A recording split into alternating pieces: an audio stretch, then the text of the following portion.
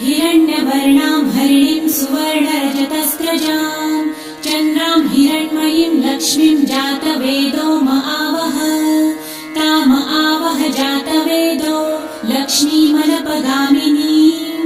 यस्यां हिरण्यं विन्देयं गामश्वं पुरुषानहम् अश्वपूर्वां रथमध्यां हस्तिनादप्रबोधिनीं श्रियं देवीमुपह्वये श्रीर्मा देवी जुषतां कासोस्मितां हिरण्यप्राकाराम् आर्द्रां ज्वलन्तीं तृप्तां तर्पयन्तीं पद्मे स्थितां पद्मवर्णां तामिहोपह्वये श्रियं चन्द्रां प्रभासां यशसा ज्वलन्तीं श्रियं लोके देवजुष्टामुदारां तां पद्मिनीं शरणमहं प्रपद्ये लक्ष्मीर्मे नश्यतां त्वां वृणे आदित्यवर्णे